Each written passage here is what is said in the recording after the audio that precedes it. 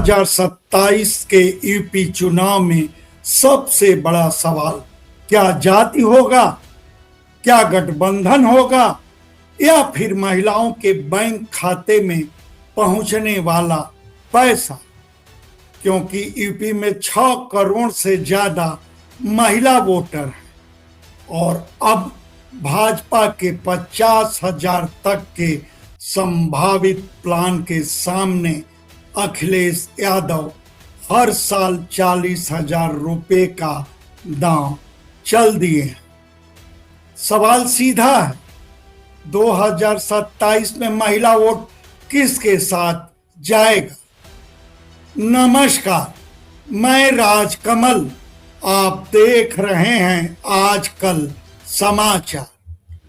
उत्तर प्रदेश की सियासत में चुनाव भले कुछ महीने बचे हों, मगर महिला वोटरों को साधने की जंग अभी से तेज हो चुकी है।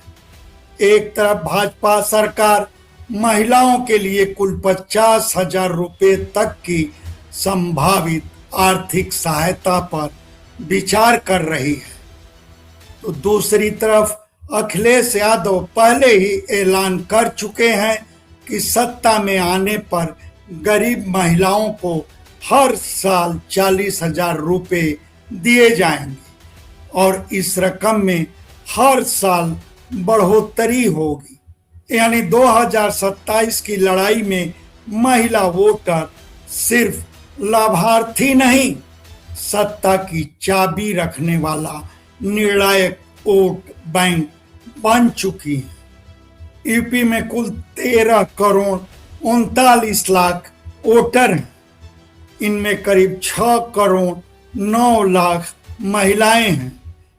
यानी कुल वोटरों में महिलाओं की हिस्सेदारी करीब 45.5%। यही वजह है कि भाजपा और समाजवादी पार्टी दोनों की नजर महिला वोटरों पर है, मगर इस बार मुकाबला सिर्फ वादों का नहीं, सीधे आर्थिक लाभ का भी है।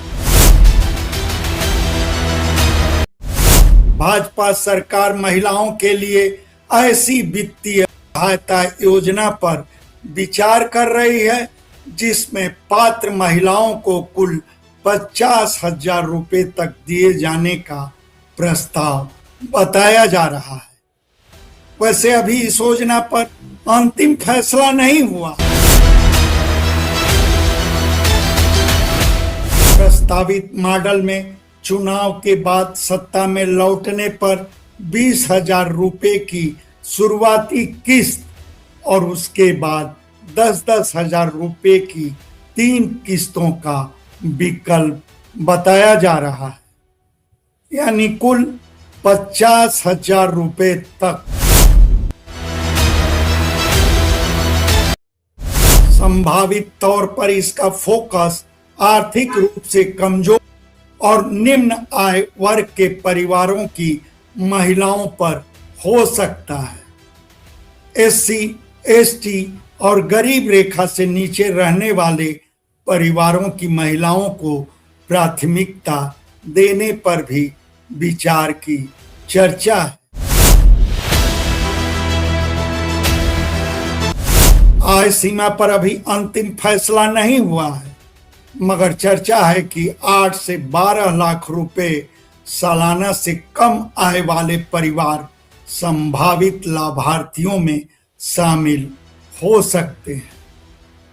वित्त मंत्री सुरेश कुमार खन्ना सीधे तौर पर नई नगद सहायता योजना की पुष्टि नहीं किए हैं, मगर वह यह जरूर कहे हैं कि महिला सशक्तिकरण सरकार की प्राथमिकता है। सरकार पहले से मुख्यमंत्री कन्या सुमंगला योजना, सामूहिक विवाह योजना, महिला स्वयं सहायता समूह और लखपति दीदी जैसी योजनाओं का हवाला दे रही है। मगर भाजपा के संभावित 50,000 के प्लान की चर्चा के बीच अखिलेश यादव भी अपना दांव साफ कर दिए।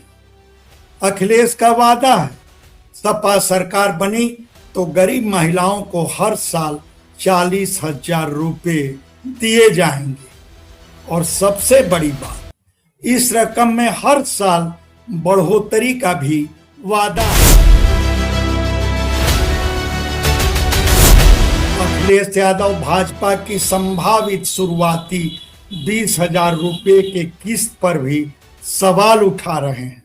उनका तर्क है कि अगर पिछले वर्षों में ऐसी आर्थिक सहायता दी जाती तो महिलाओं को ज्यादा सीधा लाभ मिल सकता। यानी अब मुकाबला इस सवाल पर आ गया, एक मुश्त सहायता बड़ी या हर साल की निश्चित रकम।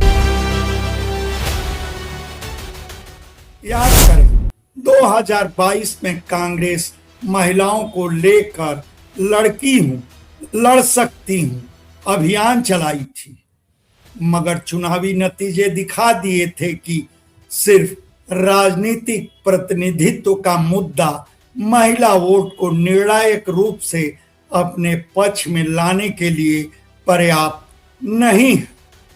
अब पार्टियां महिला वोट को सीधे आर्थिक हितों से जोड़कर देख रही हैं।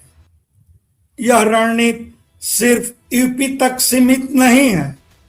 मध्य प्रदेश की लाडली बहना, महाराष्ट्र की लाडली बहन, कर्नाटक की गृह लक्ष्मी और दूसरे राज्यों की महिला केंद्रित योजनाएं चुनावी राजनीति में सीधा आर्थिक लाभ एक बड़ा मुद्दा बना दी।